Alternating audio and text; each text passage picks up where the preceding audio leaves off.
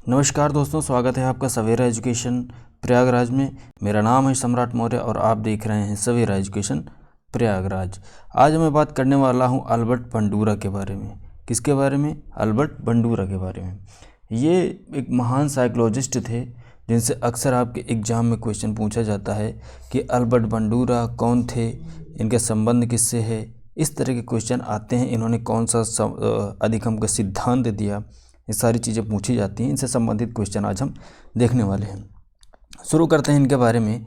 अगर आप चैनल पर नए हैं, चैनल को सब्सक्राइब कर सकते हैं, लाइक कर सकते हैं और दोस्तों के साथ शेयर भी कर सकते हैं। बढ़ते हैं क्वेश्चन की तरफ।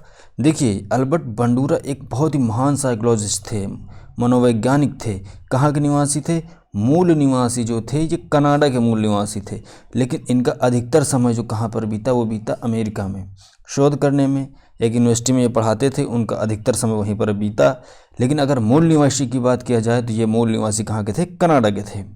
आइए बढ़ते हैं अल्बर्ट बंडूरा के बारे में और अधिक जानकारी देखते हैं।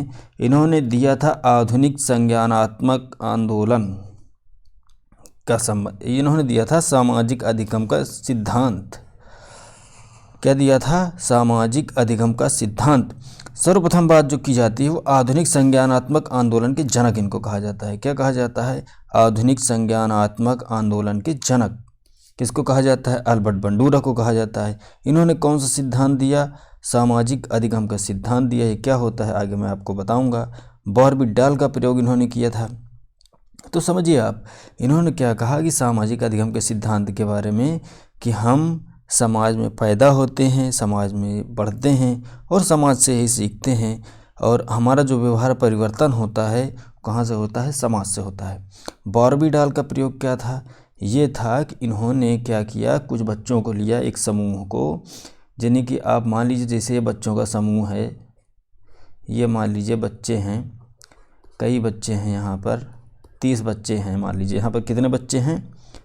30 बच्चे थे। इन्होंने क्या किया, 10-10 बच्चों का ग्रुप बनाया, 3 ग्रुप बनाया इन्होंने 10-10 बच्चों का। 10 बच्चे यहाँ पर रखे, 10 बच्चे यहाँ पर रखे।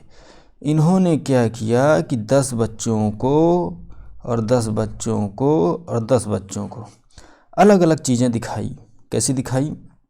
दिखाने का मतलब आप समझ लीजिए कि इनको मान लीजिए मूवी दिखाने ले गए, मूवी दिखाई इनको। इन 10 बच्चों को क्या दिखाई कि एक्शन मूवी दिखाई गई, जिसमें खूब मारधाड़ थी, खूब मारधाड़ हुई, खूब लड़ाई झगड़ा था। तो और इन बच्चों को क्या दिखाई? लव वाली मूवी। कैसी मूवी? लव वाली मूवी। इन बच्चों को क्या दिखाया गया? नैतिक मूल्यों वाली मूवी। कैसी? नैतिक मूल्यों वाली। और इनको क्या दिखाया गया? Action movie. एक्शन मूवी दिखाई गई। तो इन्होंने जब उन बच्चों के सामने बॉर्बिडाल यानी कि गुड़िया थी, गुड़िया को लाकर रखा और इनको इन 10 बच्चों के सामने रखा, कहा बेटा आप लोग खेलो, मैं थोड़ी देर में आता हूँ।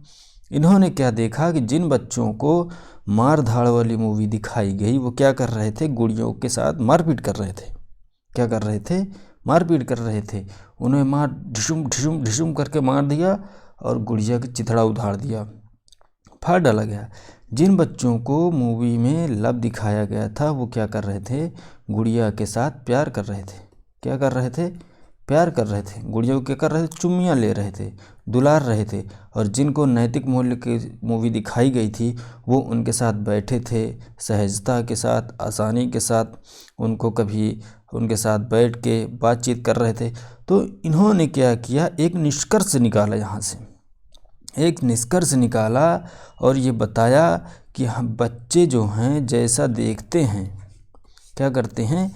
जैसा देखते हैं वैसा वो सीखते हैं। और ये नहीं है कि सीधे सीधे जो ऐसा सीख लेते हैं वैसे ही करते हैं। इन्होंने क्या कहा कि बच्चे जैसा देखते हैं वैसा सीखते हैं। कैसा? अपने दिमाग का इस्तेमाल करके, दिमाग का इस्तेमाल करके। यानी कि वो ऐसी चीज़ें सीखते हैं जो हमारे समाज में स्वीकार्य हैं, जिनको समाज क्या करता है? स्वीकार करता है। क्या करता है? स्वीकार करता है। ऐसा नहीं है कि उन्होंने देख लिया कि हीरो गुंडा आया और अब उसने क्या किया? चाकू मार दिया। किसको? हीरो के पिता को। तो वो आए और उन्होंने चाकू मार दिया। ऐसा नहीं किया उन्होंने। गुड़िया के साथ लड़ाई झगड़ा जरूर की, लेकिन उन्होंने ऐसी घटना नहीं की। तो यहाँ पर इन्होंने सिद्धांत दिया कि जो है बच्चे का व्यवहार कैसा भी हो, जैसा वो हमारे समाज में देखते हैं वैसा वो व्यवहार करते हैं। ये बात समझ में आई आपको। सामाजिक अधिगम के नियम का सिद्धांत मैं आगे आपको बताऊंगा। बॉर्बीडाल का प्रयोग उम्मीद है कि आपको समझ में आ गया होगा। बढ़ते हैं आगे। इनका ये मानना था कि आवश्यक नहीं है कि हम अधिगम सक्रिय रूप से सीखे हो। कई बार हम क्या करते हैं, दूर से देखकर ही सीख लेते हैं। मसलन आप समझिए, मैं आपको उदाहरण के तौर पर समझा रहा हूँ कि आप अपने घर से निकले है ना, कि चल रहे हैं, चाय पियेंगे, घूमेंगे और मस्ती करेंगे। क्या करेंगे? मस्ती करेंगे। और आप जैसे ही घर से निकले, आगे गए तो देखा कि पुलिस खड़ी है। आप वहाँ चाय नहीं पी सकते, मस्ती नहीं कर सकते। आगे आपने देखा कि दो लड़के जा रहे थे, मस्ती कर रहे थे। यहाँ पर एक लड़की थी, उसको उन्होंने छेड़ दिया और पुलिस वाले ने उनको मारना पीटना शुरू कर दिया। पुलिस वाले से उसने शिकायत की तो मारना पीटना शुरू कर दिया। तो यहाँ पर आपने क्या सीखा कि हमको बाहर जाना चाहिए तो मस्ती नहीं करना चाहिए, लड़कियों से छेड़खानी नहीं करना चाहिए। या मान लीजिए कि आप बाइक से जा रहे हैं, खूब तेज़ी से बाइक चला रहे हैं, आपने देखा कि सामने एक लड़का बाइक से जा रहा है और बाइक से वो गिर गया और उसको चोट लग गई। तो यहाँ पर सीखने को क्या मिलता है कि हम बाइक तेज़ नहीं चलानी चाहिए। तो ये ज़रूरी नहीं है कि सक्रिय रूप से ही कोई, कई बार अधिगम सक्रिय रूप से ही हो।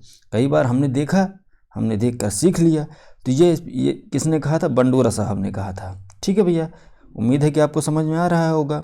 समझ में आ रहा होगा तो चैनल को सब्सक्राइब ज़रूर करिएगा। ऐसे वीडियो आगे भी आपको देखने को मिलेंगे, इसलिए बेल आइकन को भी ऑल पर सेलेक्ट करिएगा। आगे बंडूरा साहब ने क्या कहा? इन्होंने कहा कि ना सीखना भी सीखना होता है। इसका मतलब आप समझिए कि कई बार हम क्या करते हैं, कई बार ना सीखना भी सीखना होता है। हर बार अधिगम से व्यवहार परिवर्तन नहीं होता है। मसलन उदाहरण के लिए आप समझिए कि हम गए कहाँ पर, एक तालाब के किनारे, और वहाँ पर लिखा हुआ था कि अगर आपको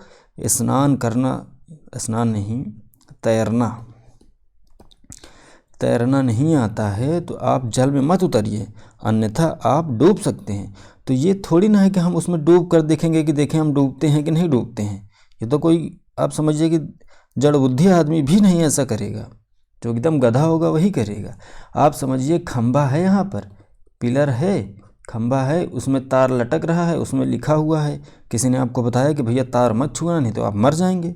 तो कई बार हम ये थोड़ी ना उसमें तार छू कर देखेंगे कि देखें हम मर कर कैसा लगता है। ऐसा तो हम बिल्कुल नहीं करेंगे। तो इन्होंने ये भी कहा कि ना सीखना भी क्या है, एक सीखना है, अधिगम का एक परिवर्तन रूप है। हम जो है कई बार व्यवहार परिवर्तन नहीं होता है, लेकिन हम अधिगम होता है, अधिगम सीखते हैं। तो ना सीखना भी क्या है, सीखना है। और उन्होंने कहा कि हम समाज में सीखते हैं और जिस व्यक्ति से सीखते हैं वो हमारा आदर्श या मॉडल होता है। कैसे होता है मैं आगे आपको बताता हूँ। इन्होंने जो है अधिगम के सिद्धांत दिए। कौन कौन से दिया? 3 सिद्धांत मुख्यतः इनके हम लोग पढ़ते हैं, जो अक्सर एग्जाम में पूछे जाते हैं। पहला है सामाजिक अधिगम के सिद्धांत, सामाजिक अधिगम के सिद्धांत, अवलोकन या प्रच्छेदनात्मक का सिद्धांत, आदर्श आधारित अधिगम का सिद्धांत। तीनों सिद्धांत आपको याद रखने चाहिए, तीनों सिद्धांत आप याद रखिएगा। बताता हूँ मैं आगे सब क्या होते हैं, आगे आपके लिए है, देखिएगा। आदर्श आधारित अधिगम की कितनी अवस्थाएं हैं? यहाँ पर 4 अवस्थाएं हैं। आदर्श आधारित अधिगम में मतलब क्या है कि आपको उदाहरण के तौर पर मैं बता रहा हूँ कि जिसको भी क्या होता है, जिसको भी हम मान लेते हैं क्या, अपना मॉडल, क्या मान लेते हैं? मॉडल। तो जब समाज है हमारा, हम समाज से सीखते हैं। जिस व्यक्ति से हमारा ज़्यादा लगाव हो जाता है, जिस व्यक्ति से हम ज़्यादा सीखते हैं, उसको हम क्या मान लेते हैं? मॉडल। मान लेते हैं क्या? आदर्श। आप समझिए इस समय जैसे क्रिकेट में आप समझ लीजिए कि किसको मान लेते हैं? विराट कोहली को। विराट कोहली को। एक बच्चा है जिसको क्रिकेट बहुत पसंद है, उसने किसको मान लिया? विराट कोहली को क्या मान लिया? अपना मॉडल, अपना मॉडल मान लिया, या आप समझिए कि आदर्श मान लिया। तो क्या सिर्फ आदर्श मानने से उसके अंदर विराट कोहली वाली क्वालिटी आ जाएगी? बिल्कुल नहीं आएगी। उसके लिए उसको क्या करना पड़ेगा? अवलोकन करना पड़ेगा। क्या करना पड़ेगा? अवलोकन करना पड़ेगा, देखना पड़ेगा, उससे सीखना पड़ेगा। उसका अवलोकन कहाँ करना पड़ेगा? टीवी में करेगा, वो टीवी में देखेगा मैच में खेलते हुए, या उसके पास पैसे है तो जहाँ पर मैच होते हैं स्टेडियम में वहाँ जाकर देखेगा। तब भी उसके अंदर परिवर्तन नहीं आएगा। उसके लिए उसको क्या करना पड़ेगा, उनके जैसे उसको धारण करना पड़ेगा, उसके जैसे खेलना पड़ेगा, उसके जैसे विराट कोहली के जैसे क्या करना पड़ेगा, प्रैक्टिस करना पड़ेगा। क्या करना पड़ेगा, प्रैक्टिस करना पड़ेगा। और यहीं से आती है आपको क्या मिल जाती है, प्रेरणा। क्या मिल जाती है, प्रेरणा। अगर आप खेल भी रहे हैं, सब कुछ सही है, देख भी रहे हैं, उनके जैसे बन रहे हैं, तो प्रेरणा मिल जाती है।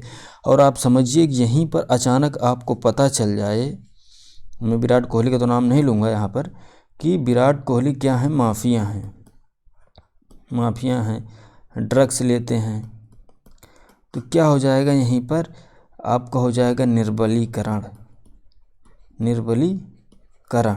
और अगर ये हमेशा के लिए हमारे देश के लिए ऐसे ही खेलते रहें तो क्या हो जाएगा, सबलीकरण, सबलीकरण हो जाता। यहाँ से 4 अवस्थाएं ये पूछी जाती हैं कि अधिगम की बंडोरा साहब ने कितनी अवस्थाएं दी, तो आप बताएंगे 4 अवस्थाएं दी। कौन कौन सी दी, आदर्श दी, अवलोकन दी, धारणा दी, प्रेरणा दी।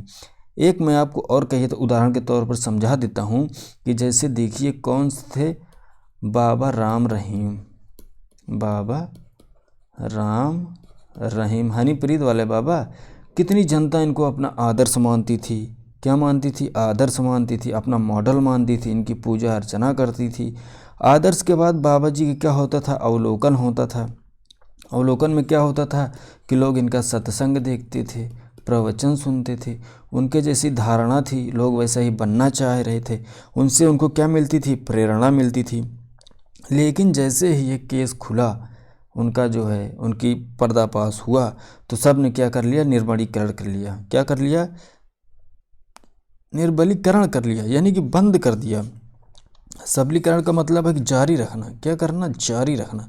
तो जारी नहीं रखा, उन्होंने क्या कर लिया, निर्बलीकरण कर लिया। तो ये 4 अवस्थाएं दी थी बंडूरा साहब ने। यहाँ से सिर्फ इतना ही क्वेश्चन आता है, और एक क्वेश्चन कभी कभी आ जाता है इनके बुक से। तो इनकी बुक भी याद रखिएगा, इन्होंने 3 बुक लिखी थी, the principle of behaviour motification और the social learning and personality, social foundation thought and action. और सबसे फेमस बुक जो थी वो सेकंड वाली थी, ये वाली, इसको आप ज़रूर याद रखिएगा। कौन सी बुक थी, the social learning and personality, famous book थी। कौन सी थी, फेमस बुक थी। तो उम्मीद है कि इस लेक्चर में आपको काफ़ी कुछ सीखने को मिला होगा, आपने काफ़ी कुछ सीखा होगा, जाना होगा अल्बर्ट बंडूरा के बारे में। छोटा सा टॉपिक है, लेकिन यहाँ से क्वेश्चन अक्सर एग्ज़ाम में 2 से 3 नंबर के पूछे जाते हैं। उम्मीद है आपको ज़रूर पसंद आया होगा, आपने ज़रूर सीखा होगा। मिलते हैं अगले वीडियो में, तब तक के लिए God bless you all, thank you.